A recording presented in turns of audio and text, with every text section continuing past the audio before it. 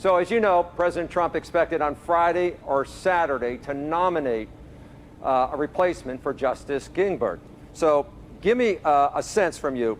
Doesn't he have the same obligation as President Obama did, and you advocated for in 2016, to nominate someone even in an election year? Not once voting is started. I taught constitutional law for over 20 years.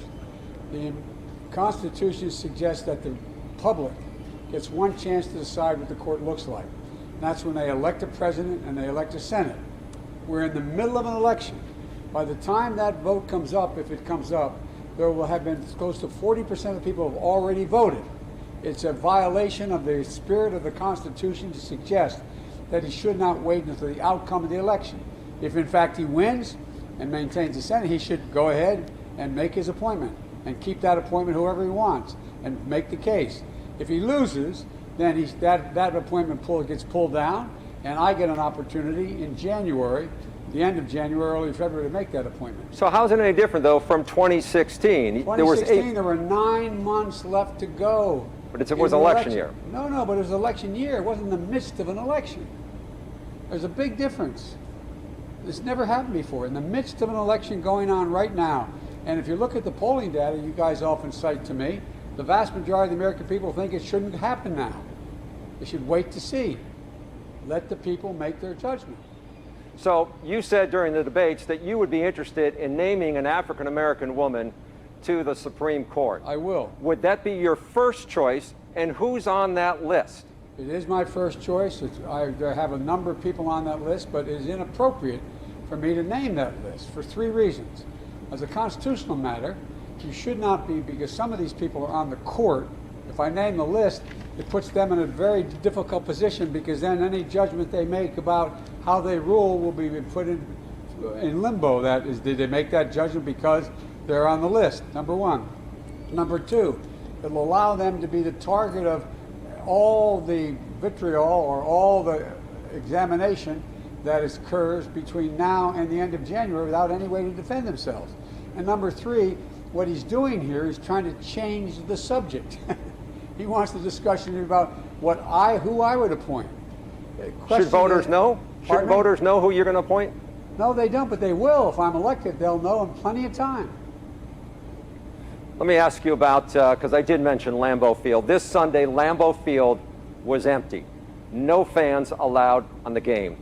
That cost millions of dollars to a community the size of Green Bay, at bars and restaurants and all of that.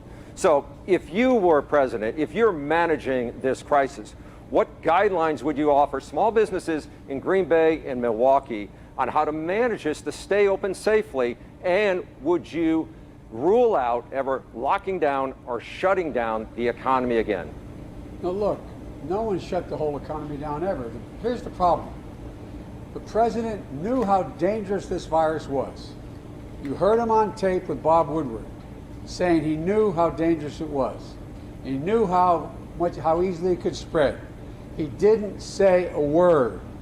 He could have put us in a position where we saved thousands and thousands of lives and taken the action that should have been taken in the first place, making sure that all the PPE, all this protective gear was available to people, putting restaurants in a position where they could safely open by providing everything from sanitary situations, sanitary operations, making sure there were in some places plexiglass, and making sure that you could limit the spread of the disease. He did none of that, and he knew. Why didn't he do it? So what would you do? What I would do is make sure three things. Number one, I've laid out back in April exactly what I'd do to reopen. I'd get testing on track. There is no real testing now as it relates to how it's happened. Within 24 hours, you should be able to get the test back. So do that rapidly, testing and tracing. Number two, make sure all the protective gear is needed. Right here in your state of Wisconsin, you have hospitals saying they're running out of protective equipment, the protective gear they need. Number three, do what the House passed, and he has I won't use the word, he has messed up, and that is that allowing small businesses to stay open by giving them the ability to keep employees on the payroll, and when they open, allowing them to have the wherewithal to be able to open. in terms of sanitary conditions, in terms of being in a position where ventilation is the right ventilation, making sure they have the protective gear for their employees. That's what I would be doing. I would have done a long time ago. One final question for you. Under education, you would triple Title I funding, and you said you want to build the best and most innovative schools in low-income neighborhoods and communities of color. But as you know, Milwaukee is the birthplace for choice. Do you think parents should have the choice on where to send their schools, or their kids to school, whether that be a public school, a private school, or a charter school, and let the money follow the child? Look, I'm a product of 12 years of Catholic education. The idea that taxpayers would pay for my education is contrary to basic religious principles. They'd be able to control things then, and contrary to public interest. The public schools are first and foremost means by which we can guarantee the education of everyone.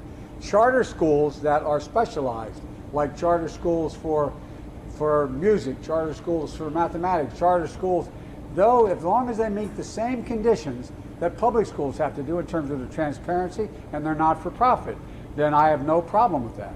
But I do have a problem with choice if you mean paying for private education that isn't responsible to the same standards that is required of public schools. Mr. Vice President, thank you for your Thank time. Good to see you.